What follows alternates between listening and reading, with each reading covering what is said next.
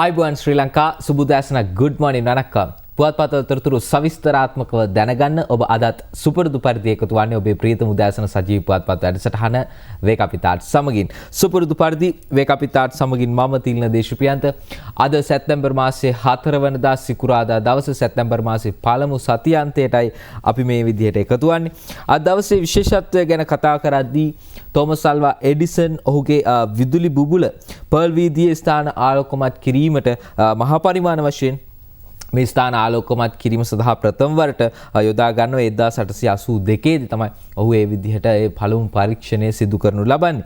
අපි තෝරගන්නේ තෝමස් අල්වා එඩිසන්ගේම ප්‍රකාශයක්. ඔහු මේ විදිහට සඳහන් කරනවා විකුණන්නේ නැති ඕනෑම දෙයක් මට නව නිපැයුමක් කිරීමට අවශ්‍ය වන්නේ නැහැ.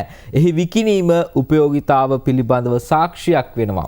මේ උපයෝගීතාවය කියන්නේ සාර්ථකත්වය කියලයි තෝමස් අල්වා එඩිසන් සඳහන් කරලා තිබෙනවා. ඒ සමගින් සූදානම් වෙන්නේ අද දවසේ පුවත්පත්වල ප්‍රධාන සිරස්තල වෙත අවධානය යොමු කරන්නට. අදත් මව්බිම් පුවත්පත සුපුරුදු පරිදි ප්‍රධාන සිරස්තල දෙකක් ගෙන ඇවිත් තිබෙනවා. ප්‍රථම සිරස්තලය 20 වෙනි සංශෝධනයේ ගැසට් කරයි අහිමි කළ විධායක බලතල යලි ජනපති යටතට කියලාද මව්බිමේ ප්‍රධාන සිරස්තලයක් වාර්තා කරනවා. අද දෙවෙනි ප්‍රධාන සිරස්තලයේ පාර්ලිමේන්තු භෝජනාගාරයේ නිලධාරියෙකු 60,000ක පගාවක් අරන් කියලාද මව්බිම දෙවෙනි ප්‍රධාන සිරස්තලයේ වාර්තා කරනවා.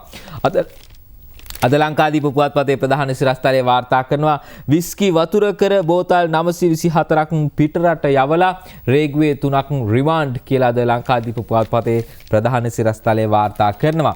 අද දිනමින පුවත්පතේ ප්‍රධාන සිරස්තලයේ මේ විදිහට වෙන් වෙනවා.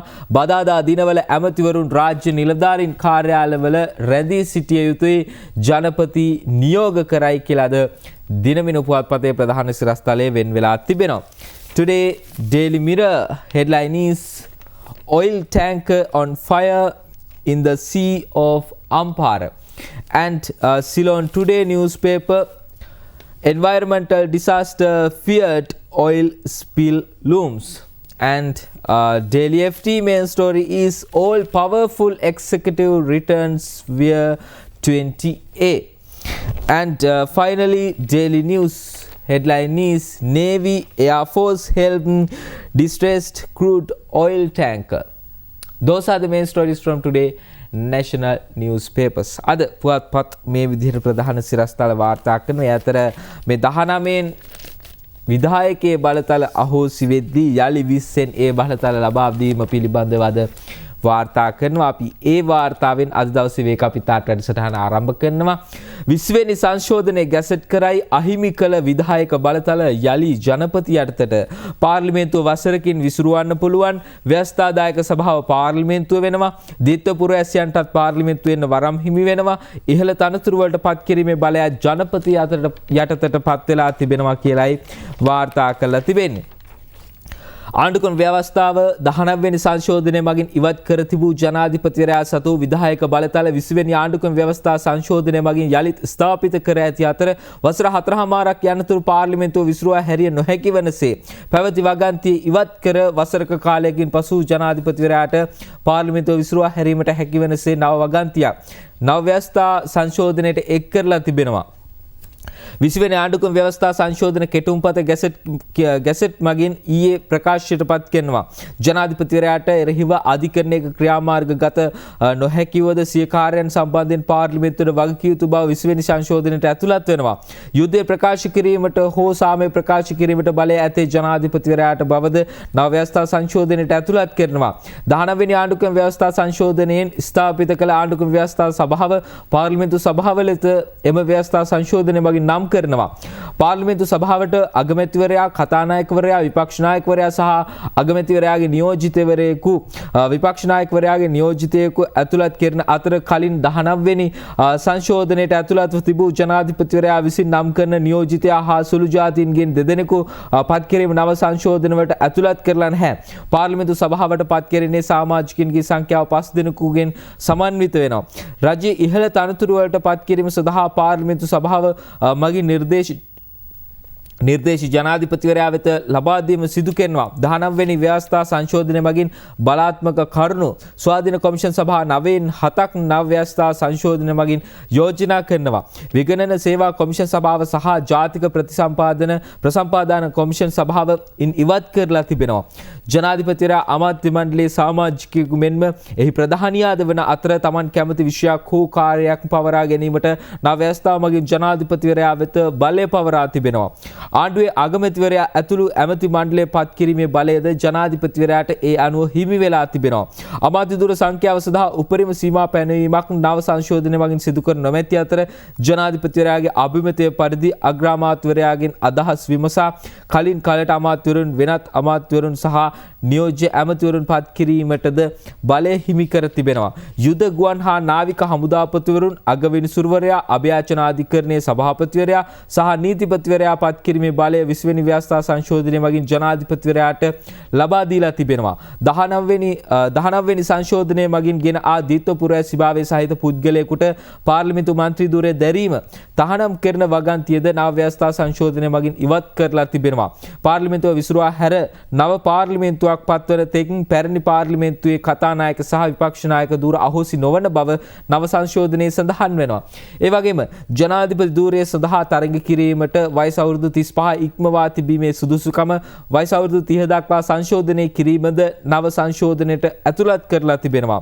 රාජ්‍ය සේවා කොමිෂන් සභාව සඳහා ජනාධිපතිවරයා විසින් 9 දෙනෙකුගෙන් සමන්විත සමාජිකින් සංඛ්‍යාවක් පත් කරන අතර එම සමාජිකින් අතුරින් 3 දෙනෙකු අවුරුදු 15කට වැඩි පළපුරුද්දක් ඇති තැනැත්තන් විය යුතු බවත් ඒ සමාජිකින්ගෙන් එක් සමාජිකයෙකු ජනාධිපතිවරයා විසින් එහි සභාපතිවරයා ලෙස පත් කරනු ලැබිය යුතු බවද 20 වෙනි ව්‍යවස්ථා සංශෝධනයේ වැඩිදුරටත් දක්වලා තිබෙනවා කියලාද මව්බිම් පුවත්පත වාර්තා කරන. ඒ අනුව 19න් මේ විධායකයේ තිබුණු බලතල සියුම්ව ගලවලා පාර්ලිමේන්තුවට ලබා දුන්නා. කොහොමනත් දැන් යලිත් 20 වෙනි සංශෝධනය මගින් ඒ සියලු බලතල යලි විධායකයේ යටතට පත් කරලා තිබෙනවා කියලායි අද මව්බිම වැඩිදුරටත් වාර්තා කරලා තියෙන්නේ. අද ඒ සම්බන්ධයෙන් සෑම පුවත්පතක්ම පළ කරලා තිබෙනවා.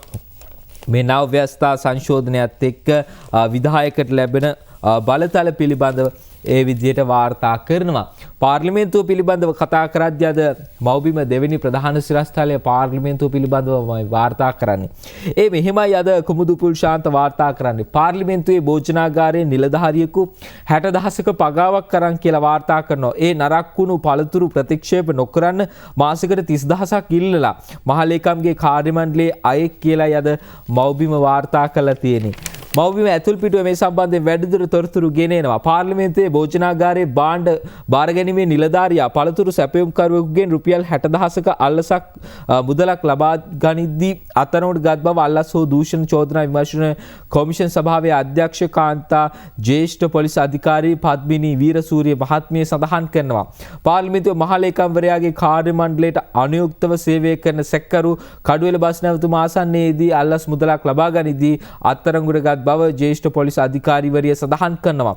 පාර්ලිමේන්තුවට පළතුරු සපයන පුද්ගලයා ලබා දෙන පළතුරු ප්‍රතික්ෂේප නොකිරීමටත් ඔහුට එකී සැපයුම දිගටම කරගෙන යාම සඳහා අවශ්‍ය කටයුතු සිදු කර දෙන බව පවසා මාසයක රුපියල් 30,000 බැගින් අල්ලස් ඉල්ලා පසුගිය මාර්තු සහ ජූනි මාසයට අදාළ මුදල් ලබා ගනිද්දී අත්අඩංගුවට බව අධ්‍යක්ෂකවරිය සඳහන් කරනවා. පැමිණිලිකරු කොළඹ ප්‍රදේශයේ ව්‍යාපාරිකයෙකු බවත් 25 හැවිරිදි සැකකරු කඩුවෙල ප්‍රදේශයේ පදිංචි අයෙකු බවත් අල්ලස් හෝ දූෂණ චෝදනා විමර්ශන කොමිෂන් සභාව වැඩිදුරටත් සඳහන් කළා. තියෙන මේ සැකකාර පුද්ගලයා මීට පෙර එක් මාසකදී ඊට එකී සැපයුම්කරුවන්ගෙන් රුපියල් 30,000ක මුදලක්ද ලබාගෙන තිබෙනවා කියලා අධ්‍යක්ෂකවරිය වැඩිදුරටත් සඳහන් කළා තියෙන. ඉතින් පාර්ලිමේන්තුවටත් මේ විදිහට නරක් වුණු පළතුරු දාලා ඒවා ප්‍රතික්ෂේප වීමට වළක්වන්න මේ විදිහට මාසයකට 30,000ක් ඉල්ලලා තිබෙනවා. ඒ තමයි මේ පගාව දීලා මේ දේවල් සිදු කරන්න ගිය පුද්ගලයා මේ අනුව නීතියේ රැහැනට කොටු කරගන්නට හැකියාවල් ලැබිලා තියෙන. ඉතින් රටේ උත්තරීතරම තැන පාර්ලිමේන්තුවටත් මේ වගේ දේවල් සිදු කරලා තිබීම ඇත්තට කනගාටුදායක පුවතක්. ඉතින් අනතුරු අවධානය යොමු කරන්න සූදානම් වෙන්නේ ඇමතිවරුන් පිළිබඳව අද මේ විදිහට සඳහන් කරන මේ විදිහට ඉදිරියටත් ක්‍රියාත්මක වුණොත් යහපාලන රජයට උණු දේම සිදුවේවි කියලා අද සඳහන් කරනවා. අද රුවන්ත නිදුල්ගස් පිටිය ගෙනෙන වාර්තා වෙතයි අවධානය යොමු කරන්නට සූදානම් වෙන්නේ. අද මව්බිම ඇතුල් පිටුව වාර්තා කරන මේ සම්බන්ධයෙන් මේ පැවිදි හඩ සංවිධානයේ සභාපති පූජ්‍ය මුරුත්තෙට්ටුවේ ආනන්ද හිමියන් තමයි මේ පිළිබඳව සඳහන් කරන්නේ. උන්වහන්සේ සඳහන් කරන්නේ මේ ඇමතිවරුන් දුරකථනයට එන්නේ නැහැ. නිලධාරීන් ජනතාව රස්තියාදු කරනවා කියලායි උන්වහන්සේ සඳහන් කරන්නේ. මෙහෙම ගියොත් නම් යහපාලන ආණ්ඩුවට සිදු වුණු දේම මේ ආණ්ඩුවටත් සිදු වේවි කියලායි උන්වහන්සේ සඳහන් කරන්නේ. සමහර ඇමතිවරුන් ඉන්නවා දුරකථනයට කතා කරන්නේ නැහැ. සමහරුන්ට කතා කරන්නවත් පුළුවන් කමක් නැහැ. ඔවුන් පත් කළේ ජනතාවට ඔවුන් නම්‍යශීලී විය යුතුයි. කාර්යාලයකට ගියාම නිලධාරීන් මහ ජනතාව රස්තියාදු කරනවා. මහජන මතයට පයින් ගැසුවොත් යහපාලන ආණ්ඩුවට අත්වෙච්ච ඉරණම අත් වෙන්න පුළුවන් කියලායි පැවිදි හඩ සංවිධානයේ සභාපති පූජ්‍ය මුරුත්තෙට්ටුවේ ආනන්ද හිමියන් මේ විදියට සඳහන් කළා තියෙන. ඉතින් පෞගේ ආණ්ඩුව සිදු කරපු දේවල් සහ ඔවුන් ක්‍රියා කරපු ආකාරය පිළිබඳව වත්මන් ආණ්ඩුව සහ පාර්ලිමේන්තුවේ සියලුම ජනතා නියෝජිතයින් හොඳට අවබෝධයෙන් කටයුතු කරන්නට ඕන. ඉදිරියේදී මේ සියලුම පහුගිය ආණ්ඩුවේ සහ පහුගිය පාර්ලිමේන්තුවේ තිබුණු අඩුපාඩු සියල්ල මගහරවාගෙන ඉදිරියේදී මේ රට කරවන තැන ඉඳලා වැඩ කරන්නට ඕන. එහෙම කරොත් ඉදිරියේදී රට ඉතාමත්ම හොඳින් ඉදිරියට ගෙන යන්නට හැකියාව ලැබෙනවා. ඒ අතර ඊයේ දවසේදී ජනාධිපතිතුමා ගම්මාන 100ක කහ වවන්න පියවර ගන්නට සූදානම් කියලා සඳහන් කරනවා. ඒ අතර කුරුඳුගහ හැතැක් මේ අපනයන කලාපයකුත් ඉදි කරන්නට සූදානම ගැන සඳහන් කරනවා. ඒ වගේම කහ ගම්බිරිස් වලටත් ස්ථාවර මිලක් ලබා දීම පිළිබඳව ජනාධිපතිතුමා සඳහන් කරනවා. මම සූදානම් වෙන්නේ මව්බිම් පුවත්පත ඒ සම්බන්ධයෙන් ඇතුල් පිටුව ගෙනෙන වාර්තාව වෙත අවධානය යොමු කරන්නට. අද මේ විදිහට ජනාධිපතිතුමා සඳහන් කරනවා කහ සහ ගම්බිරිස් සඳහා ස්ථාවර මිලක් ලබා දීමේ වගාකරුවන් රැකගත යුතු බව ජනාධිපති ගෝඨාභය රාජපක්ෂ මහතා ඊයේ දවසේ සඳහන් කරනවා. ඒ ගම්මාන 100ක කහ වගා කිරීමට පියවරගෙන ඇති බවත් කුරුඳුගහ හැතැක්ම ප්‍රදේශයේ අපනයන කලාපයක් ස්ථාපනය කරන බවත් ඊයේ දවසේ අනාවරණය කරනවා. කහ සහ ගම්බිරිස් වගාකරුවන් ආරක්ෂා කිරීමට එම භෝග අපනයන සම්පූර්ණයෙන්ම නතර කර ඇති බැවින් අන්තර්ජාතිකව වෙළඳපොළ සොයා වැඩි අපනයනයක් මගින් උපරිම මිලක් ඉපෙීමට අවශ්‍ය පරිසරය සැකසීම අවශ්‍යතාව ජනාධිපතිරා මෙහිදී සඳහන් කරනවා. මේ කහ සහ ගම්බිරිස් වගාකරුවන් ආරක්ෂා කිරීමට එම භෝග ආනයනය කිරීම තමයි මේ වෙද්දී සම්පූර්ණයෙන්ම නතර කරලා තිබෙන්නේ. ඒ අනුව අන්තර්ජාතික වෙළඳපොළ සොයා වැඩි අපනයනයක් මගින් උපරිම මිලක් ලබා ගැනීමට අවශ්‍ය පරිසරය සකසන්න තමයි මේ විදිහට ජනාධිපතිවරයා ඒ අවශ්‍යතාව පෙන්වලා දෙන්නේ. ඒ අතර උකුන් බඩේරෙගු කජු ගම්බිරිස් කුරුඳු කරාබු නැටි බුලත් ඇතුළු කුඩා වැවිලි භෝග වගා සංවර්ධන ආශ්‍රිත කර්මාන්ත හා අපනයන ප්‍රවර්ධන රාජ්‍ය අමාත්‍යාංශයේ ඉදිරි සැලසුම් පිළිබඳව ජනාධිපතිවරයා මේ විදිහට සඳහන් කරනවා. ඒ අනුව තමයි ජනාධිපතිතුමා සඳහන් කරන්නේ මේ ගම්මාන 100ක කහ සහ ඉඟුරු වගා කිරීමට පියවරගෙන ඇති අතර කුරුඳුගහ හැතැක්ම ප්‍රදේශීය අපනයන කලාපයක් ස්ථාපිත කිරීමටත් සැලසුම් කරනවා. මිරිස් පාරිභෝජනයේ වෙනුවට ජනතාව අතර ගම්බිරිස් ප්‍රචලිත කිරීමේ වැදගත්කමත් ජනාධිපතිතුමා මෙහිදී සඳහන් කරනවා. ඒ අතර පාකිස්තානයට මෙරට බුලත්වල ප්‍රධාන ගැනුම්කරුවෙක් වෙනවා පාකිස්තානය. ඒ අනුව කොවිඩ් වසංගතයත් සමග ගුවන් ගමන් වාර සීමා වීම නිසා අපනයනය පහත වැටෙනවා. ගුවන් සමාගම් සමග සාකච්ඡා කරලා ඊට විසඳුම් සොයන්න කියලා ජනාධිපතිතුමා වැඩිදුරටත් උපදෙස් ලබා දීලා තිනවා. අපේ භෝග අතීතයේදී සිටම අපනයනය කළ හොඳ වෙළඳපොළක් නිර්මාණය කරලා අපේ රටේ ජනතාවගේ ඒ හොඳ ආදායම් මාර්ගයක් ලබා ගැනීමට තිබුණු දෙයක් තමයි මේ අපනයන භෝග. විශේෂයෙන්ම ඒවා නැවතත් මේ විදිහට අපනයන කළ ඒ ආදායම් මාර්ගය යලි ස්ථාපිත කරන්න තමයි ජනාධිපතිතුමා ඒ විදිහට ඒ අදහස් ඒ විදිහට පළ කරලා තිබෙන්නේ. ඒ අතර ඊයේ දවසේදී අපිට වාර්තා වෙන ඉතාමත්ම අවාසනාවන්ත පුවතක් ඒ තෙල් නැවක් ගිනි ගැනීම පිළිබඳව අද සෑම පුවත්පතක්ම මේ සම්බන්ධයෙන් තොරතුරු ගෙන ඇවිත් තිබෙනවා. අපි සූදානම් වෙන්නේ මව්බිම් පුවත්පත මේ සම්බන්ධයෙන් ගෙනෙන වාර්තාව වෙත අවධානය යොමු කරන්නට. මේ සිදුවීමත් එක්ක අපේ රටේ ආරක්ෂකංශ ක්‍රියා කළපු ආකාරයත් එක්ක බොහෝ දෙනෙකුගේ ජීවිත බේර ගැනීමේ හැකියාව ලැබෙනවා. අද ඒ පිළිබඳව මේ විදිහට වාර්තා කරනවා. මේ මව්බිම් පුවත්පතේ වාර්තාව කුවේට් නැවේ ගින්න පිළිබඳවද චාමර අමරසූරිය මේ විදිහට මව්බිම් පුවත්පතට වාර්තා කරලා තිබෙනවා.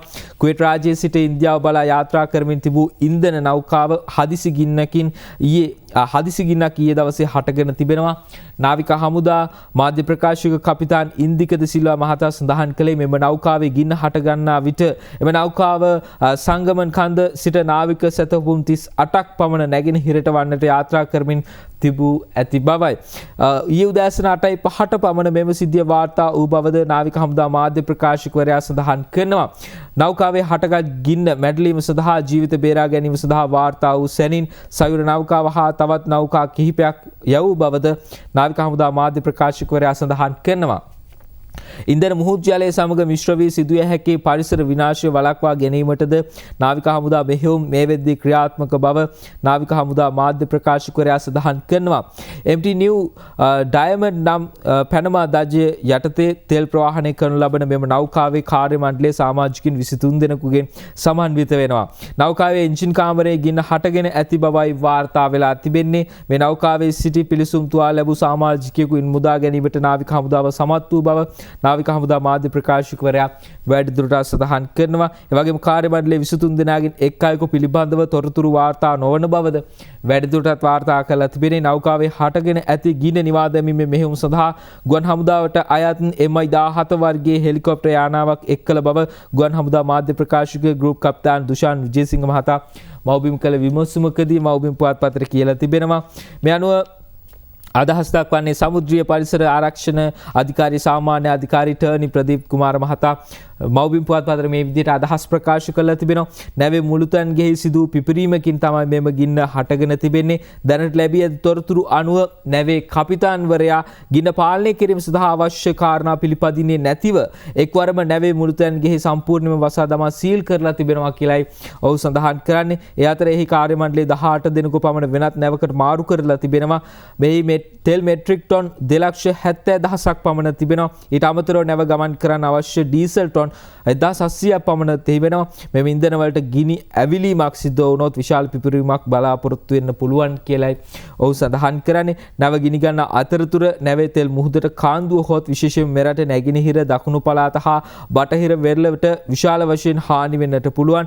අන්දමන් දූපත් වලට හා ඉහළට තෙල් ගලාගෙන ගියහොත් බංගලාදේශයට හා ඉන්දියා වෙරළට මේ ඉන්ධන ගලා යන්න පුළුවන්. අපි මේ තත්ත්වයට මුහුණ දෙන්න කටයුතු කරමින් සිටින්නේ කියලා වැඩිදුරටත් වාර්තා කළා තියෙනවා. ශ්‍රී ලංකා නාවික හමුදාවෙන් නැවියන් 30 දෙනෙකු මේ වෙද්දි ගලවාගෙන තිබෙනවා කියලායි සඳහන් කරන්නේ. නැවේ කපිතාන්වරයා ඇතුළු 30 දෙනෙකු නාවික හමුදාව විසින් ඊයේ දහවල් වන විට බේරගෙන මෙරටට ගෙනවිත් තිබෙනවා. බේරාගත් එක් කාර්ය මණ්ඩල සමාජිකයෙකු බරපතල ලෙස තුවාල ලබා සිටි අතර ඔහු කල්මුනේ රෝහල වෙත මේ වෙද්දි රැගෙන ගොස් තිබෙනවා කියලායි අද වැඩිදුරටත් මව්බිම් පුවත්පත වාර්තා කරලා තිබෙන්නේ. කොහොමනත් මේ නැවේ කපිතාන්වරයාගේ නොසැලකිලිමත් භාවය නිසාවෙන් මේ තත්ත්වය වර්ධනය වෙලා තිබෙනවා කියලායි වැඩිදුරටත් වාර්තා කරලා තිබෙන්නේ. කොහොමද නැවේ කපිතාන්වරයා සහ 30 දෙනෙකු බේරාගෙන ශ්‍රී ලංකාව වෙත ගෙන ඇවිත් තිබෙනවා. අද දිනවිනු පුවත්පතත් ඡායාරූපයක් සමගින් මේ වාර්තාව ගෙන ඇවිත් තිබෙන්නේ. ගිනි ගන්නා තෙල් නැවේ නැවියන් බේරා ගන්න නාවික ගුවන් හමුදාව සමත් වෙයි කියලායි අද වාර්තා කරන්නේ. කොහොමුණත් මේ සිදුවීම් වාර්තා වූ සැනින් ශ්‍රී ලංකා ආරක්ෂක අංශයන් ක්‍රියාත්මක වල වුණු බේරා ගැනීම සඳහා කටයුතු කළා තිබෙනවා. යම් හේකින් මෙහි ඉන්ධන මුහුදු ජලයට මිශ්‍ර වුණොත් නැගෙනහිර එවැගේම දකුණ සහ බටහිර වෙරළ තීරයන් වලට යම් කිසි ආකාරයක ප්‍රශ්නයක් තර්ජනයක් වෙන්න පුළුවන් කියලායි ඔවුන් වැඩිදුරටත් වාර්තා සඳහන් කරන්නේ. කොහොමුණත් මේ සිදුවීම ඉතාමත් ඉක්මනින් පාලනය කරගන්නට අවස්ථාව හැකියාව ලැබෙන්නට ඕනේ කියලා අපි සඳහන් කරනවා. ඉන් අනතුරුව මම සූදානම් වෙන්නේ ඊයේ දවසේ පැවති මාධ්‍ය හමුවක් වෙත අවධානය යොමු කරන්නට. මේ කැබිනට් තීරණ දැනුම් දීමේ මාධ්‍ය හමුවට එක්වෙමින් කැබිනට් ප්‍රකාශක කෙහෙලිය රඹුක්කැල මහතා අදහස් දක්වන මේ උපාධිධාරීන්ට රැකියා ලබා දීම සම්බන්ධයෙන් අදහස් කිහිපයක් තමයි සඳහන් කරන්නේ. අපි බලමු අමාත්‍යවරයා දක්වන අදහස්. ගරු ජනාධිපති ගෝඨාභය රාජපක්ෂ මැතිතුමාගේ මැතිවරණ ප්‍රකාශනයේ සඳහන් වෙච්ච 50,000කට උපාධිධාරීන්ට පත්වීම් ලබා දීම ඊයේ සංකේතවත් අනුව ක්‍රියාත්මක වුණා. ඒ අනුව උපාධිධාරීන් 50,171කට පත්වීම් දීම දෙවනිදා සිට 7 වෙනිදා දක්වා සහ ඔවුන්ගේ පුහුණු වැඩ පිළිවෙලවලට යෙදවීම ක්‍රියාත්මක වෙනවා. ඉන් 38,760ක් කාන්තාවන් වෙනවා. ඒ වගේම රැකියාලාභී කලා උපාධිධාරීන් සංඛ්‍යාව 31,172ක්.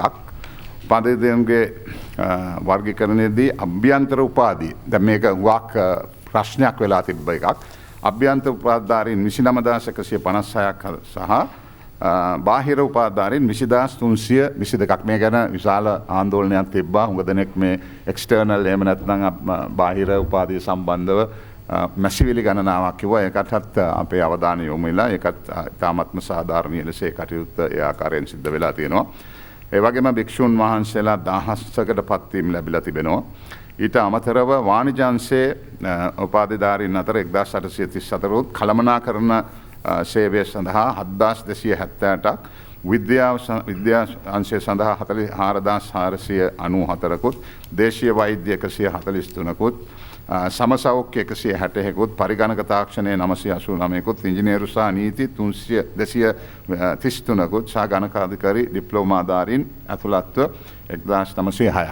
මේ සම්බන්ධව තිබ්බ ප්‍රශ්නය තමයි ඩිප්ලෝමාධාරීන් සහ අනිකුත් අංශවල උපාධිධාරීන් යම් කෙනෙක් මගහැරලා තිබෙනවා නම් ඒට අවස්ථාවක් ලබලා දීලා තියෙනවා මේ මාස 17 වෙනිදා වෙනකන්. ඒ වෙනුවෙන් 17 වෙනිදා වෙනකන් ඒ වෙනුවෙන් තමන්ගේ අභියාචනා සහ හේතුපාදක කරුණු ඉදිරිපත් කරන්න. ඉදිරිපත් කරපුවාම ඒ අය ගැනත් බලනවා. ඒ නිසා තමයි ගිය සැරේට පෙර කැබිනට් එකේදී 50000ක් කිව්වත් ඊට වැඩි වුණත් ඒ ප්‍රමාණය තව 12000කට යනකම් යන ප්‍රමාණය මේකට ඇතුල් කරගන්න බලාපොරොත්තු වෙනවා. ඒ නිසා අපි රටේ විශේෂයෙන්ම උපාධිධාරීන්ගේ ඉල්ලා සිටිනවා යම්කිසි හේතුවක් නිසා යම්කිසි මගහැරීමක් හෝ ඔවුන්ගේ තිබ්බ අඩුපාඩුවක් තිබ්බනම් ඒ නිවැරදි කරන්නට 17 වෙනිදා වෙනකම් කල් තිබෙනවා කියලා.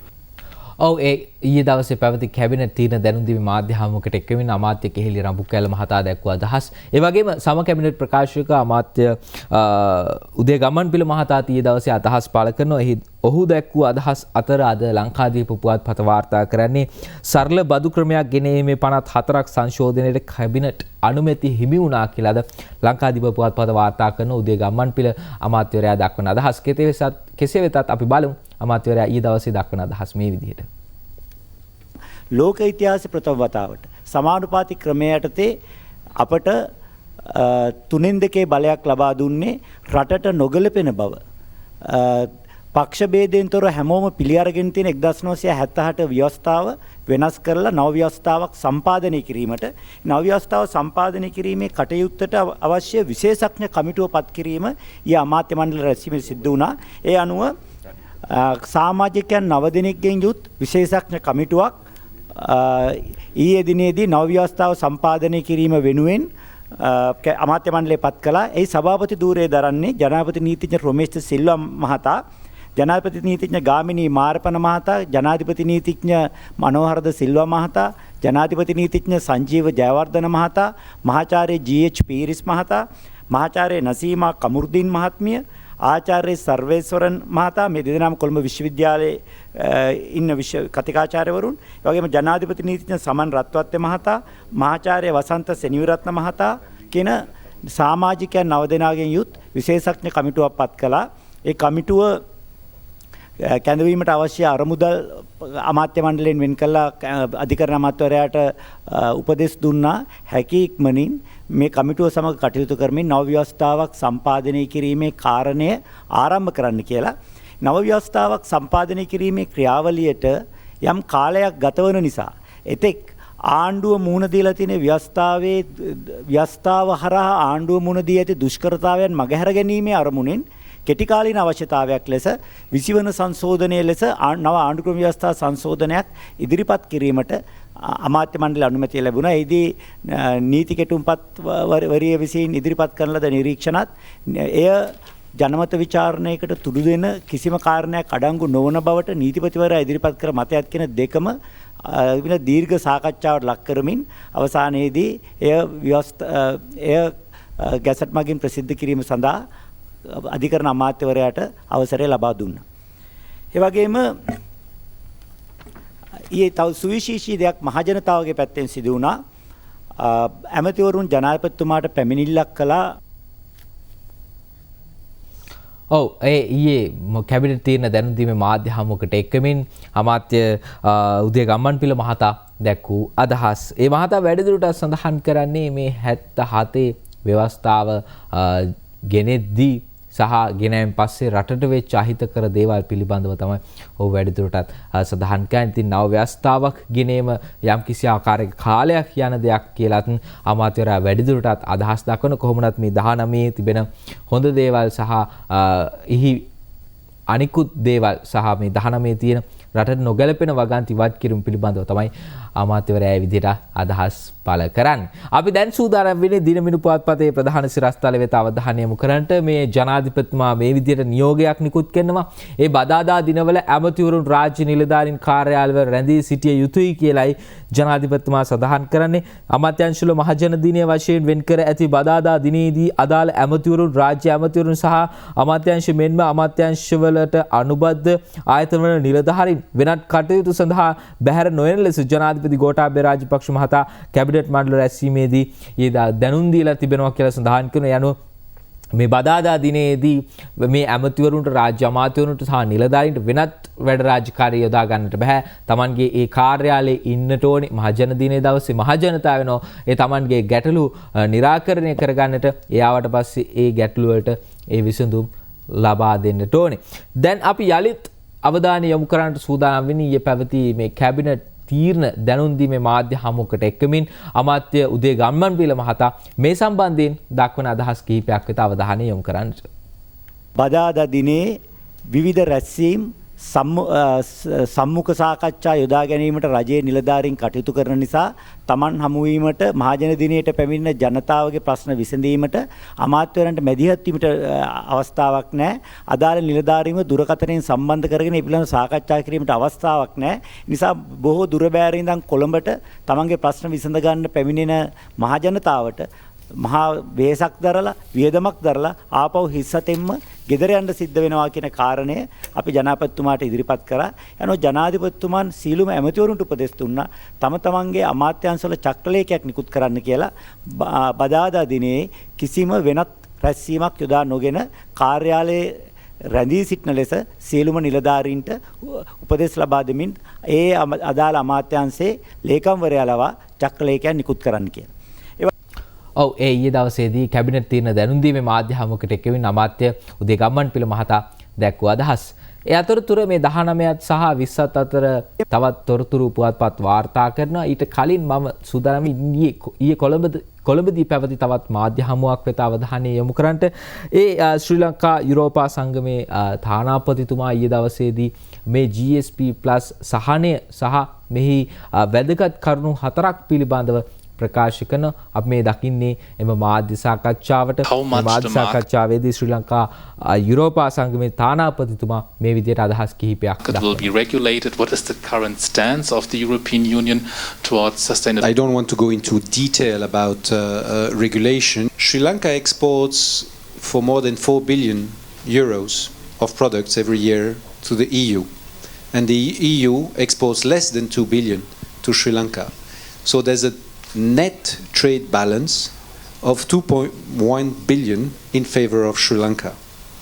This is a basic fact, and despite the fact that our European net balance is in deficit, we are happy about it.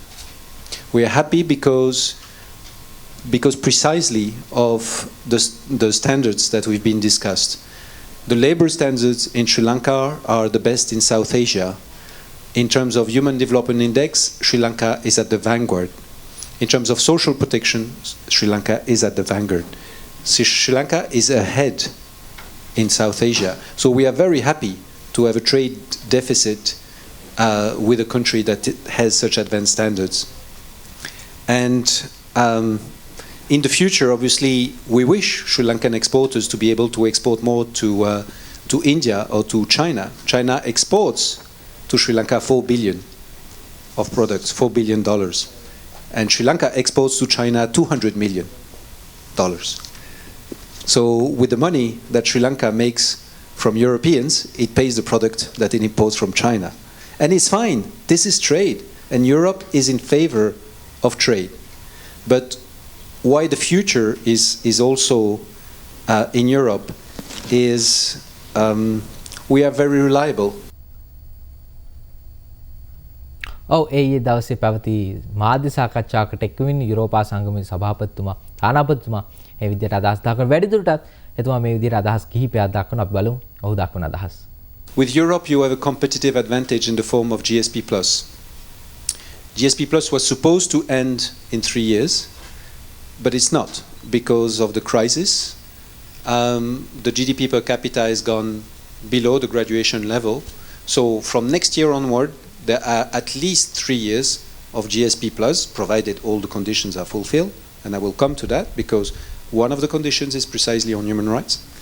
And you know, looking at the economic situation this year and the contraction, it's most likely that also next year Sri Lanka will be below graduation, which means that for 2022 there will be 3 years. So if there is a positive situation on human rights and on other things, if there's no degradation, one can assume that there's at least GSP Plus until 2025, with, in addition, the possibility to improve the rate use of GSP Plus. At the moment it's used to 58%.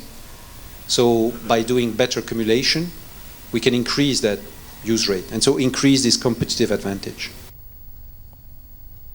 ඔව් ඒ කොළඹදී පැවති මාධ්‍ය සාකච්ඡාවකට එක්වමින් යුරෝපා සංගමයේ තානාපතිතුමා අදහස් දක්වන්නේ මේ GSP+ සහනය පිළිබඳව වැදගත් වන කරුණු හතරක් පිළිබඳව ඒ විදිහට අදහස් දක්වනවා. මම දැන් සූදානම් වෙන්නේ ලංකාදීප පුවත්පතට අවධානය යොමු කරන්නට. ඔව් ඊට කලින් අපි යලිත් අවධානය යොමු කරනවා මේ ඊයේ පැවති යුරෝපා සංගමයේ මේ මාධ්‍ය හමුවේදී එහි තානාපතිතුමා දක්වන අදහස් විතර. And for example, Vietnam has signed an FTA, a free trade association, with Europe. And that also, even for garments, for the traditional products, perhaps less for tea, technology plays a certain role. Technology depends on foreign direct investment, and foreign direct investment needs a context, an economic environment. And that brings me to my third point. We fully understand in Europe the situation of balance of payment of Sri Lanka, and we have full sympathy. But at some stage, the precautionary measures that have been taken, namely an import ban, will start to play a role in the mind of the European potential investors or exporters. If they are interested in foreign direct investment, they will ask, how easy to repatriate my profits? How easy to have products coming in for my supply chain? How easy to do business? If after the presentation of the budget and things, there's still an import ban, we will have almost a full year of import ban. It will be difficult for us to convince the potential investors that in Sri Lanka trade is just a one-way street. In Europe, trade is a two-way street. We accept a lot of imports from Sri Lanka. Sri Lanka has to accept some exports from Europe. ඔව් ඒ යුරෝපා සංගමයේ මෙරට තානාපතිතුමා ඊයේ දවසේදී කොළඹදී මාධ්‍ය අමතමින් දැක්ව අදහස් මේ GSP+ සහනය ලංකාවට ලැබීමේ වැදගත්කම සහ ලංකාව අනිකුත් රටවල් සමග ගනුදෙනු කිරීමේදී සිදු කළ යුතු ආකාරය පිළිබඳ ඒ විදිහට තානාපතිතුමා අදහස් කිහිපයක් දක්වනවා. අපි දැන් සූදානම් වෙන්නේ කෙටි විරාමයක් ලබා ගන්නට. විරාමයෙන් අනතුරුව මේ 19 වෙනි ව්‍යවස්ථා සංශෝධනය සහ 20 වෙනි ව්‍යවස්ථා සංශෝධනය පිළිබඳ පක්ෂ විපක්ෂ දේශපාලඥයින් කිහිප දෙනෙකු දක්වන අදහස් අද ලංකාදීප පුවත්පත වාර්තා කරන ඒ පිළිබඳව තොරතුරු කියනවා මේ කෙටි විරාමයෙන් අනතුරුව. ඔබ යලිත් එකතු වන්නේ ඔබගේ ප්‍රියතම උදෑසන සජීවී පුවත්පත් වැඩසටහන වේක අපිටත් සමගින්. මම විරාමයට සඳහන් කරා මේ 19 වෙනි ව්‍යවස්ථා සංශෝධනය සහ 20 වෙනි ව්‍යවස්ථා සංශෝධනය පිළිබඳව දේශපාලඥයින් දක්වන අදහස් වෙත අවධානය යොමු කරනවා කියලා. අද ලංකාදීප පුවත්පතේ එක්සත් ජාතික පක්ෂ නායක රනිල් වික්‍රමසිංහ මහතා දක්වන අදහස් තිබෙන. ඔහු කියන්නේ 19 උගුලක් කියලයි. ඊට අතගස් රෝනෑම් අයෙකු විනාශ වෙනවා කියලා රනිල් කියයි කියලා අද ලංකාදීප පුවත්පත වාර්තා කරනවා. ඔහු කියන්නේ ස්වාධීන කොමිෂන් සභාව ස්ථාපිත කෙරෙනු ආණ්ඩුක්‍රම ව්‍යවස්ථාවේ 19 වෙනි සංශෝධනය උගුලක් බවත් ඊට අතගසන ඕනෑම අයෙකු විනාශ වෙන බවත් එක්සත් ජාතික පක්ෂ නායක හිටපු අග්‍රාමාත්‍ය රනිල් වික්‍රමසිංහ මහතා සඳහන් කරනවා. ආණ්ඩුක්‍රම ව්‍යවස්ථාවේ 19 වෙනි සංශෝධනය සම්මත කළාට පසුව එය අහෝසි කිරීමට යාම මහා විනාශයක ආරම්භයක් කියලයි ඔහු කියන්නේ. 19 වෙනි ආණ්ඩුක්‍රම ව්‍යවස්ථා සංශෝධනය අහෝසි කිරීම ජනතාව පීඩාවට පත් කිරීමක් කියලා ඔහු වැඩිදුරටත් සඳහන් කරනවා කියලා අද ලංකාදීප පුවත්පත සඳහන් කරනවා. මේ නව්‍යවස්ථා සම්පාදනයට විශේෂඥ කමිටුවක් පත් කරනවා.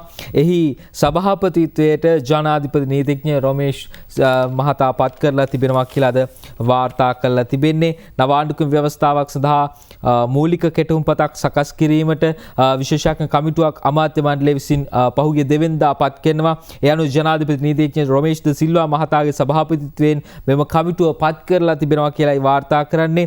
ජනාධිපති නීතිඥවරුන් වන ගාමිණී මාරපන, මනෝහර් ද සිල්වා, සංජීව ජයවර්ධන, සමන්ත රත්වත්තේ, ආචාර්ය ඒ සර්වේස්වරන්, මහාචාර්ය වසන්ත සෙනවිරත්න සහ මහාචාර්ය පී.එච්. පීරිස් යන මහත්වරුන් සහ මහාචාර්ය නසීමා කමුර්දීන් මහත්මිය මෙම කමිටුවේ සෙසු සමාජිකින් වෙනවයි කියලයි අද ලංකාදීප පුවත්පත වාර්තා කරලා තිබෙන්නේ. එතකොට මේ තිබෙන ව්‍යවස්ථා සංශෝධන සහ JR විසින් ගෙන ආපු ව්‍යවස්ථාව බහුභූතයක් කියලා එදා කියපු කෙනෙක් පිළිබඳව වාර්තා කරනවා. JRගේ බහුභූත ව්‍යවස්ථාව ගැන NM එදා කී හැමදේම අද සැබෑ වෙලා කියලා DU කියයි කියලයි අද ලංකාදීප පුවත්පත වාර්තා කරලා තිබෙන්නේ. ඔහු වැඩිදුරටත් සඳහන් කරන්නේ මීට වසර 42කට පමණ පෙර ආචාර්ය NM පෙරේරා සහෝදරයා ලෙඩ ඇඳේ සිට JRගේ බහුභූත ව්‍යවස්ථාව පිළිබඳව කී හැම දෙයක්ම අද වෙන විට සැබෑ වෙලා තිබෙනවා කියලා ශ්‍රී ලංකා කොමියුනිස්ට් පක්ෂයේ හිටපු ප්‍රධාන ලේකම් ඩී.යු. ගුණසේකර මහතා ඊයේ දවසේදී සඳහන් කරනවා. අද රටේ පවතින සෑම දේශපාලන ආර්ථික සමාජීය හා සංස්කෘතික අර්බුදයකට මේ ව්‍යවස්ථාව බලපා ඇති බවට මෙයට බහුභූත ව්‍යවස්ථාවක් කීම වඩාත්ම යෝග්‍ය බවයි ඔහු සඳහන් කරන්නේ. ප්‍රංශ, ඇමරිකානු හා බ්‍රිතාන්‍ය ව්‍යවස්ථාවල කොටස් එකතු කර JR78 ව්‍යවස්ථාව ගෙන ආ බවද මෙම ව්‍යවස්ථාව හැදුවේ 3/2 ගැනීම වළක්වන්නට යයිද ඒ මහතා වැඩිදුරටත් සඳහන් කරන. කෙසේ වෙතත් එම තත්ත්වය වෙනස් කිරීමට ඉතිහාසයේ ප්‍රථම වතාවට ජනාධිපති ගෝඨාභය රාජපක්ෂ මහතාගේ නායකත්වයේ සමත් වූ බවද ඒ රනිල් වික්‍රමසිංහලා ඒ ගැන පුදුම වන බවද ඩී.යු. ගුණසේකර මහතා වැඩිදුරටත් මේ විදිහට සඳහන් කළා තියෙනවා. ඉතින් මේ 78 ව්‍යවස්ථාව පිළිබඳව තමයි මේ විදිහට කියන්නේ. ඒක බහුභූත ව්‍යවස්ථාවක් කියලා වැඩිදුරටත් සඳහන් කරලා තිබෙන්නේ. අපි සූදානම් වෙන්නේ ඊයේ දවසේ පැවති කැබිනට් තියෙන දැනුම් දීමේ මාධ්‍ය හමුව වෙත අවධානය යොමු කරන්නට යලිත් එහිදී සම කැබිනට් ප්‍රකාශක අමාත්‍ය උදේ ගම්මන්පිල මහතා සඳහන් කරන මේ අපේ රටේ තිබෙන khනිජ තෙල් සම්පත, ඒ වගේම ගෑස් සම්පත ගොඩ ගැනීම සහ මේ සම්බන්ධයෙන් තිබෙන බාධා පිළිබඳව අමාත්‍යවරයා අදහස් කිහිපයක් දක්වනවා. අපි බලමු මේ මහතා දක්වන අදහස්. ශ්‍රී ලංකාවේ khනිජ තෙල් සහ ගෑස් සම්පත තිබෙන බව දීර්ඝ කාලයක් සිට වසර 50කට ආසන්න කාලයක් මේ රටේ කියවෙනවා. නමුත් ඒ සම්පත ගොඩ ගැනීමට මේ දක්වා අපිට හැකියාව ලැබිලා නැහැ. ඒ සම්පත ගොඩ ගැනීමට තිබෙන බාධාවන් මොනවාද? එක පැත්තෙන් අපිට ආයෝජනයන් සොයා ගන්න ඕනේ. ලෝක සම්මතයන් එක්ක බලද්දී ශ්‍රී ලංකාවේ තෙල් සහ ගෑස් පැවතීමේ සම්භාවිතාව සහ වාණිජ මට්ටමේ ඉටු කිරීමේ හැකියාව අතිශයින්ම ඉහළයි. සාමාන්‍යයෙන් ලෝක සම්මතය තමයි තෙල් ගවේෂණයේදී ලිං 7ක් හැරුවොත් එකක් තමයි සාර්ථක වෙන්නේ. නමුත් ශ්‍රී ලංකාවේ කන්න ලද ලිං 4න් දෙකකම ස්වාභාවික වායුව ලැබිලා තියෙනවා. නමුත් ඉන් එහාට අපිට ලෝකයේ ආයෝජන ආකර්ෂණය කර ගැනීම නොහැකි වෙලා තියෙන්නේ. අපේ රට ස්වාභාවික වායුව පිළිබඳ ප්‍රතිපත්තියක් නැහැ. ඒකට අවශ්‍ය නීතිමය ආවරණය සකස් කරලා නැහැ. ඒ නිසා මේ පළවෙනි පියවර විදියට ඊ අමාත්‍ය මණ්ඩලය විසින් ශ්‍රී ලංකාවේ ස්වාභාවික වායුව පිළිබඳ ජාතික ප්‍රතිපත්තියක් සකස් කළ මා විසින් ඉදිරිපත් කරපු ප්‍රතිපත්තියට අමාත්‍ය මණ්ඩල අනුමැතිය හිමි වුණා. ඒ වගේම ශ්‍රී ලංකාවට එන තෙල් නැවක් දවස් කීපයක් පරක්කු වුණත් ශ්‍රී ලංකාවේ තෙල් හිගයක් ඇති වෙනවා.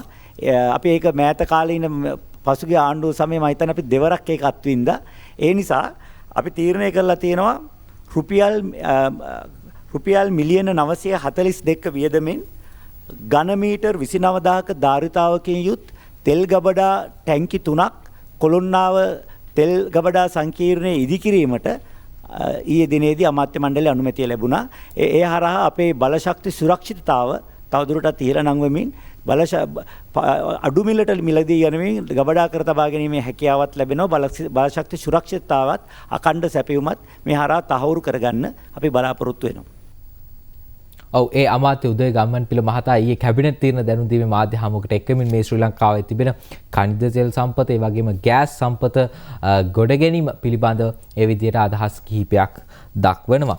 ඉනානතුරුව මම ලංකා මව්බිම් පුවත්පතේ වාර්තාවක් තෝරගන්න මේ ජාපේ නායක අර්බුදය පිළිබඳව දැන් ජාපේ නායකත්ව අර්බුදය පැත්තකට තියලා දැන් නියෝජ්‍ය නායක පදවියේ එල්ලෙන්නට කට්ටිය සූදානම් සිටිනවා කියලායි අද මව්බිම් පුවත්පත මේ විදිහට වාර්තා කරන්නේ. හැබැයි විසඳෙන්නේ නැති ප්‍රශ්නයක් තමයි ජාප නායක අර්බුදය. ඒ නිසා තමයි නියෝජ්‍ය නායක පදවියට කට්ටිය දැන් මේ සූදානම් සිටින්නේ.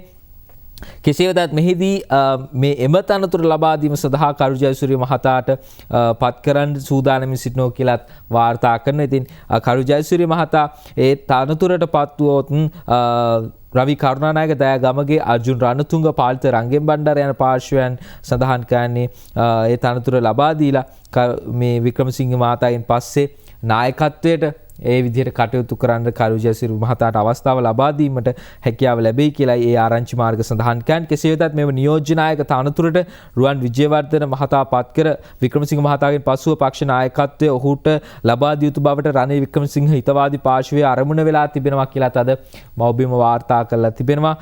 කොහොම වුණත් මේ ජාප නායකත්වයේ කිසිවෙකු වෙත බාර දීමේ කඩිනම් ඌමනාවක් ඒ ජාප නායකයාට නොමැතිනම් මේ විසඳුම හැර වෙනත් විකල්පයක් නොමැති බවද එම ආරංචි මාර්ග වැඩිදුරටත් සඳහන් කරනවා කියලායි අද මව්බිම් වාර්තා කළා තින්නේ. දැන් ජාප නායකත්වය පිළිබඳව දැන් දීර්ඝ කාලයක් තිස්සේ කතා බහ කරනවා. එළඹෙන කෘත්‍යාධිකාරී මණ්ඩලයේදී අවසන් තීරණයක් ගන්නවා කියලා. හැබැයි අවසන් තීරණයක් නොගෙනම විසඳුමකින් තොරව මේ කෘත්‍යාධිකාරී මණ්ඩල රැස්වීම අවසන් වෙනවා. කොහොමද තවමත් ඒ ප්‍රශ්නයට නම් විසඳුමක් ලැබිලා නැහැ. ඒ අතර ඊයේ දවසේදී ශ්‍රී ලංකා පොලිසිය 154 වෙනි සංවත්සරය සමරු ලබනවා. එහිදී ඒ නිමිත්තෙන් අඩු ආදායම්ලාභී පවුල් 200කට වියලි ආහාර බෙදා දීම සිදු වෙනවා. මේ ඒ අවස්ථාවට එක්වෙන වැඩබලන පොලිස්පති සීඩී වික්‍රමරත්න මහතාගේ ප්‍රධානත්වයෙන් ඊයේ කෝට්ටේ රජමහා විහාරස්ථානයේදී මේ උත්සවය පැවැත්වෙන අවස්ථාවට බස්නාහිර පළාත් භාර ජ්‍යෙෂ්ඨ නියෝජ්‍ය පොලිස්පති දේශපාලන තෙන්නකෝන් මහතාගේ උපදෙස් මත මෙම වියලි ආහාර ප්‍රදානය සංවිධානය කරලා තිබුණා කියලා තමයි සඳහන් කරලා තිබෙන්නේ.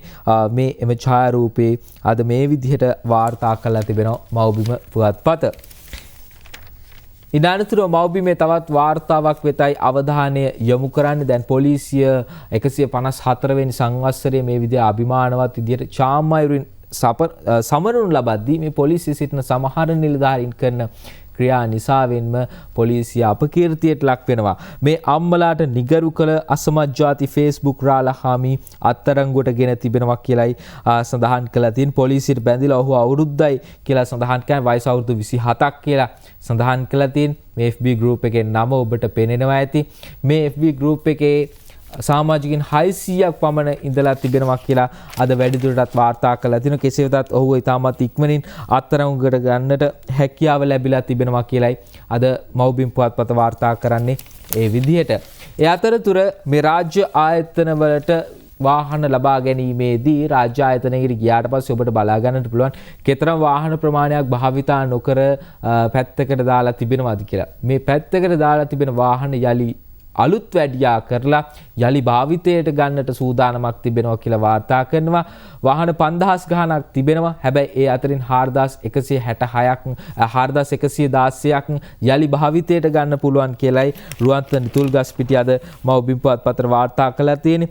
රාජ්‍ය ආයතන වලට අයත් නිසි පරිදි නඩත්තු නොකිරීමෙන් දැනට භාවිතයට ගත නොහැකි තත්ත්වයේ පවතින වාහන 4116ක් ඵලදායී ලෙස අලුත් වැඩියා කර ප්‍රමාණවත් වාහන නොමැති රාජ්‍ය ආයතන වෙත ලබා දීමට රජයේ තීරණය කළා තිබෙනවා. පසුගිය අගෝස්තු 31 වෙනිදා සිදු කළ නිරීක්ෂණයක් මත රාජ්‍ය ආයතන තුළ වාහන 4116ක් අලුත් වැඩියා කර භාවිතයට ගත හැකි මට්ටමේ පවතින බවත් වාහන 5588ක් අපහරණය කිරීමට සුදුසු වාහන ලෙස හඳුනාගෙන ඇති බවත් සඳහන් කරනවා කියලාද සඳහන් කරනවා. යනුව මේ ආයතන වලට මේ අනුව අදාළ ආයතන වලට වාහන නඩත්තු කිරීමට ප්‍රතිපාදන නොමැතිනම් ජාතික අයවැය දෙපාර්තමේන්තුව මගින් ප්‍රතිපාදන සලසා දීමටත් අලුත් වැඩියා කළ නොහැකි වාහන විධිමත්ව අපහරණය කිරීමටත් රජයේ තීරණය කරලා තිබෙනවා කියලයි රුවන්වැලි නිතුල්ගස්පිටිය අද වාර්තා කරලා තිබෙන්නේ මව්බිම පුවත්පතට. ඉතින් යලි මේවා භාවිතා කිරීම ඉතාමත්ම වැදගත් වෙනවා. විශාල වියදමක් නැත්තම් යනවා යලි අලුතින් වාහන මිලදී ගැනීමේදී ඉතින් විශාල ප්‍රමාණයක වාහන ප්‍රමාණයක් මේ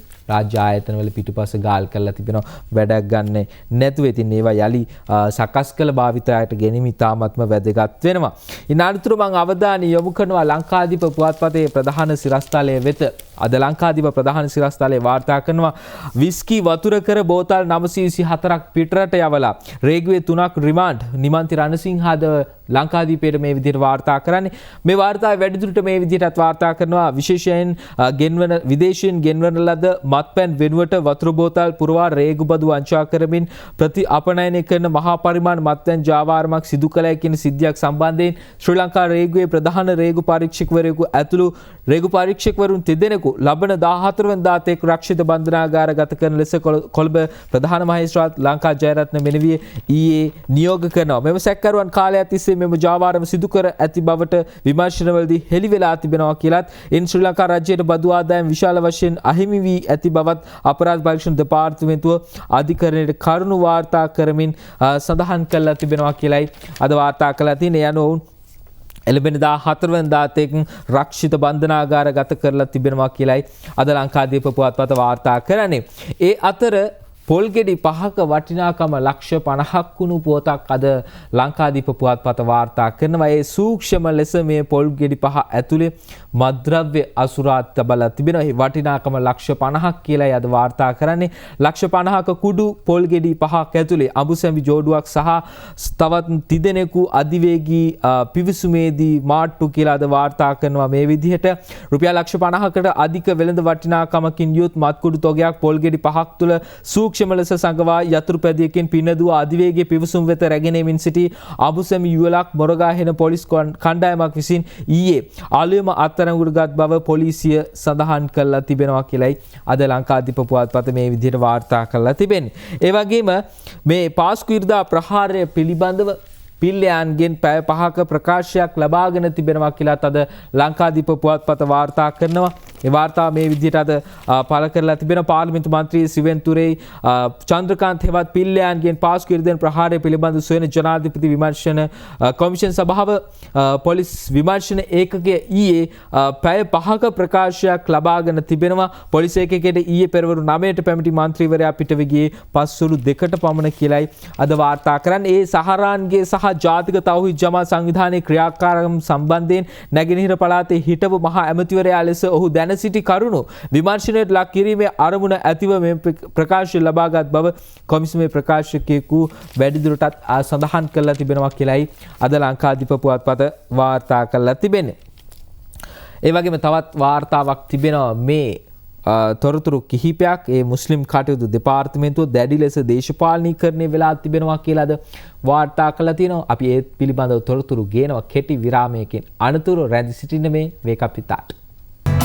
ඔබ යලිත් එකතු වන්නේ වේකපිතාට සමගින්. විරාමයට කලින් කියු කාරණාව වෙතයි අවධානය යොමු කරන්නේ. මේ අම්පාරේ විතරක් මද්‍රසා පාසල් 345ක් තිබෙනවා.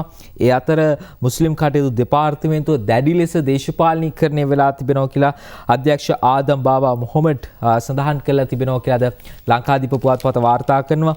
ඔබ වැඩිදුරටත් සඳහන් කරන්නේ මේ විදිහට මුස්ලිම් ආගමික කටයුතු හා සංස්කෘතික කටයුතු දෙපාර්තමේන්තුව බරපතල ලෙස දේශපාලනීකරණයට ලක් වූ ආයතනයක් බව මුස්ලිම් ආගමික කටයුතු හා සංස්කෘතික කටයුතු දෙපාර්තමේන්තුවේ අධ්‍යක්ෂ ආදම් බාවා මොහොමඩ් අෂ්රෆ් මහතා ඊයේ සඳහන් කරනවා.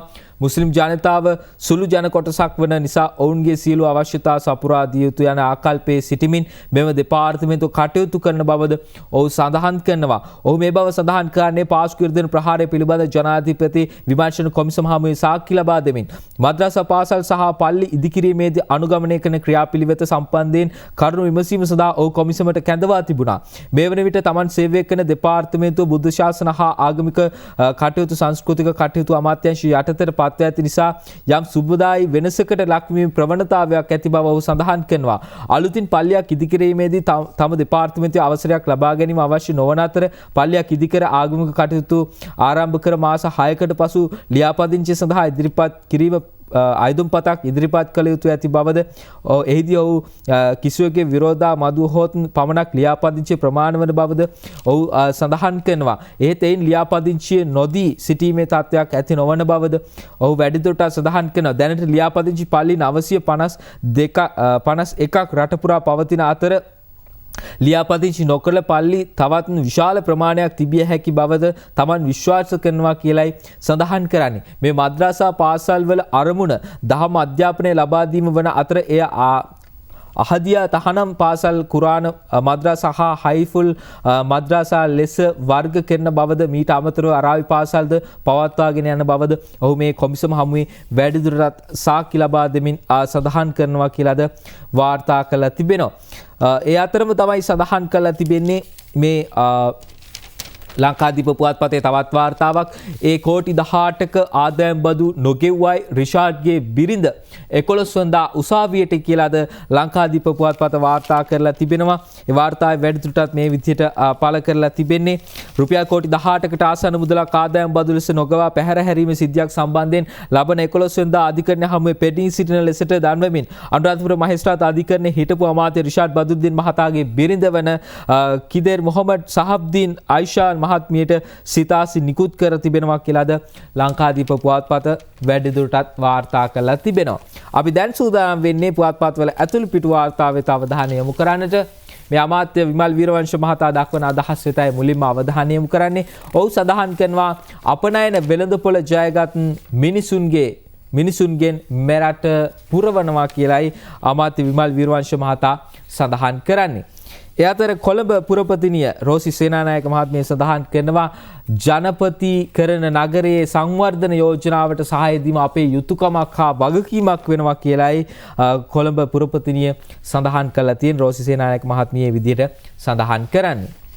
ඒ අතර විපක්ෂ නායක සජිත් ප්‍රේමදාස මහතා දක්වන අදහස් අද පළ කරනවා ජනතාව ආණ්ඩුවට බලය දුන්නේ පරිසරය විනාශ කිරීමට නොවේ රටේ පරිසරය ආරක්ෂා කිරීමට විපක්ෂය අපි කළ හැකි සියල්ල කරනවා කියලා සඳහන් කරනවා. කාන්තාවන් මූලික කරගත් ස්වයං රැකියාව වැඩසටහනක් ආරම්භ කරනවා කියලා විපක්ෂ නායකවරයා සඳහන් කළා තිබෙනවා. ඒ අතර අද ශ්‍රී ලංකා පොදුජන පෙරමුණේ වැඩපිළිවෙල ක්‍රියාත්මක කිරීම සඳහා පොදුජන පෙරමුණේ පළාත් සභා මන්ත්‍රී සංසදයේ විශාල ධනයක් බලයක් කැප කරමින් වැඩ කරන බව එම සංගමේ සභාපති ඇමති කංචන ජයරත්න මහතා සඳහන් කරනවා. ඔහු කියන්නේ පළාත් සභා ඡන්දේ කඩිනමින් පවත්වන්නට ඕනේ. පොදුජන පෙරමුණේ ජයග්‍රහණයට පළාත් සභා මන්ත්‍රී සංසදයේ ශක්තියක් වුණා. පළාත් සභාව අවසි කරනවා නම් යම් කාලයක් අවශ්‍යයි කියලයි ඇමති කංචන ජයරත්න මහතා සඳහන් කළ තියෙන අද මව්බිම වාර්තා කරනවා. ඒ අතර විදේශ තොරතුරු කිහිපයක් වෙතයි අවධානය යොමු කරන්නට සූදානම් වෙන්නේ. අද මේ විදිහට වාර්තා කරනවා පාප වහන්සේ මාස 7කට පසු ප්‍රසිද්ධ ජන හමුවක කියලායි වාර්තා කරන්නේ. මේ කොවිඩ් වසංගතය නිසා ජනතාව අතරට යෑමෙන් වැළකී සිටි ශුද්ධෝත්තම ෆ්‍රැන්සිස් පාප වහන්සේ මාස 6කට පස්සේ බදාදා එලිමහනේ බැතිමතුන් ඉදිරියේදී පෙනී සිට තිබෙනවා කියලාද පිටරට ආරංචි වලින් ගෙන ඇවිත් තිබෙන. ඒ අතර ඡන්දයට පෙර ඇමරිකානු ජනතාවට කොවිඩ් එන්නතක් කියලාද වාර්තා කරනවා. ලබන නොවැම්බර් 3 වෙනිදා පැවැත්වෙන ජනාධිපති වෙනට පෙර ජනතාවට කොවිඩ් ප්‍රතිශක්තිකරණ එන්නතක් ලබා දීමට සැලසුම් කර ඇති බවට ඇමරිකා එක්සත් ජනපද රෝග පාලන හා මර්ධන මධ්‍යස්ථානයේ සියලු ප්‍රාන්ත වෙත මේ වෙද්දි දැනුම් දීමක් කරලා තිබෙනවා කියලාද මව්බිම් පුවත්පත වාර්තා කරලා තිබෙනවා. දැන් සූදානම් වෙන්නේ අද ක්‍රීඩා තොරතුරු වෙත අවධානය යොමු කරන්නට. මේ මව්බිම් පුවත්පතේ ක්‍රීඩා තොරතුරු වෙතයි මම මුලින්ම අවධානය යොමු කරන්නේ. මේ විදිහට අද පළ කරලා තිබෙනවා තොරතුරු කිහිපයක්. අපි බලමු මේ විදිහට පළ කරන්නේ බංග්ලාදේශ ක්‍රිකට් කණ්ඩායම නැවත බාර ගැනීමට හතුරුසිංහ කැමති වෙලා තිබෙනවා කියලාද වාර්තා කරලා තිබෙනවා. ඒ අතර LPL ක්‍රිකට් තරඟාවලියේදී ආෆ්‍රිකාට ප්‍රධාන තනතුරක් පිළිබඳවද වාර්තා කරලා තිබෙනවා. ඒ ගාල්ල ග්ලැඩියේටර්ස් කණ්ඩායම පසුගියදා මේ පාකිස්තානයේ එළි දැක්වූ අතර එහිදී මේ බව අනාවරණය වෙලා තිබෙනවා කියලායි අද වාර්තා කරලා තිබෙන්නේ මේ විදිහට. ඒ අතර දිනවින පුවත්පතේ ක්‍රීඩා තොරතුරු 19 යොවුන් ලෝක කුසලානේ ශ්‍රී ලංකා සංචිතේර ක්‍රීඩිකාවන් සොයයි ඔබ්සර්වර් මොබිටෙල් සම්මානලාභීන්ටත් අවස්ථාවක් කියලාද දිනවින පුවත්පත මේ විදිහට ක්‍රීඩා තොරතුරු වලින් ගෙන ඇවිත් තිබෙනවා. මේ දිනවින තවත් ක්‍රීඩා තොරතුරක් නෙයිමාර්ට කොරෝනා කියලාද වාර්තා කරනවා. පාපද්දු ක්‍රීඩාවේ මිල අධිකම ක්‍රීඩකයා ලෙස සැලකෙන නෙයිමාර්ට හා ඔහු සමග ක්‍රීඩා කළ පැරිස් සෙන්ට් ජර්මන් පිලේ ක්‍රීඩකින් දෙදෙනෙකුට කොරෝනා වෛරසය වැළඳී ඇති බව සඳහන් කරනවා. මේ පසුගිය සතියේ චැම්පියන්ස් ලීග් අවසන් තරගයටද ක්‍රීඩා කිරීමට පෙර සිදු කළ පරීක්ෂණයකින් පසුව මේ පිළිබඳව වාර්තා වෙලා තිබෙනවා. ඒ අතර අද දිනමින වාර්තා කරන මේ විදිහට දිනමින පුවතට මල්මිටක් කියලායි සඳහන් කරන්නේ බිත්තර විකුණු ක්‍රීඩා ශූරයාට ඇමතිගෙන් රැකියාවක් හිමි වෙලා තිබෙනවා කියලාද ප්‍රින්ස් ගුණසේකර දිනමින පුවත්පතේ ඒ විදිහට වාර්තා කරනවා. අපි දැන් සූදානම් වෙන අද දවසේ කාටුන් කිහිපයක් වෙත අවධානය යොමු කරන්න මම මුලින්ම තෝරගන්නේ ලංකාදීප පුවත්පතේ පංකජ රුවින්දගේ සරදම් කාටුන් එක. අද සරදමුයි ඇමතිතුමායි ඉන්නවා. අද ඇමතිතුමා කියනවා සරදම්ට ජෝන් කියනවා වැරදි නිසා එජාපයට මේ කල ගියාලු කියලා. මේ කල උදා වෙලා තිබෙන්නේ වැරදි නිසා කියලායි ජෝන් කියන්නේ. එතකොට සරදම් කියනවා ඒ වැඩේට යා කොච්චර දායක වෙලා තියෙනවද සර්? එතකොට ජෝන් කියන්නේ එජාපේ කෙනෙක් නෙවෙයිද? එජාපේට මේ වෙච්ච දෙයට ජෝන් කොච්චර දායක වෙලා තිබෙනවද කියලායි සරදම් අහන්නේ. මේ MD විරත්නගේ මව්බිම් පුවත්පතේ ඇතුල් පිටු කාටුන් එක අද මේ විදිහට ගෙන ඇවිත් තියෙනවා. බලන්න මේ මැද මොකද්ද මේ තිබෙන්නේ? කැබිනට් එකක් තිබෙනවා. අද මෙන්න කැබිනට් එක උඩින් 20 උඩින්ම පැනලා තිබෙනවා කියලායි අද මව්බිම පුවත්පතේ MD වීරරත්න ගෙන ඇවිත් තිබෙන්නේ. අපි බලමු 20ට මොකද්ද වෙන්නේ දැන්. කැබිනට් එකෙන් උඩින්ම ඇවිල්ලා තිබෙනවා. බලමු ඉදිරියේදී ඒක. ඒ අතර මව්බිම් පුවත්පතේ MD වීරරත්නගේ මරිසිපාල කාටුන් එක මේ විදිහට ගෙන ඇවිත් තිබෙන්නේ. අදත් වයසකුන්දයි මරිසිපාලයි ඉන්නේ. වයසකුන්දා කියනවා මරිසිපාලට දැන් සමාජයෙන් කොරෝනා රෝගීන් මතුවෙන්නේ නෑ මරිසිපාල කියලා කියන්නේ. එතකොට මරිසිපාල කියන්නේ ඒක තමයි.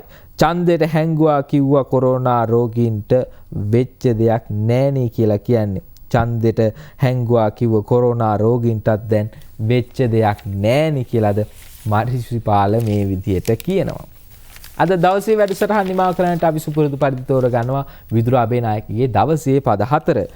කුඩු මඩින්ට දෙසුම් දෙන අය ළඟත් කුඩු අල්ලන්න ගිය අය ළඟත් කුඩු නඩුවලට වියදම සපිරුවෙත්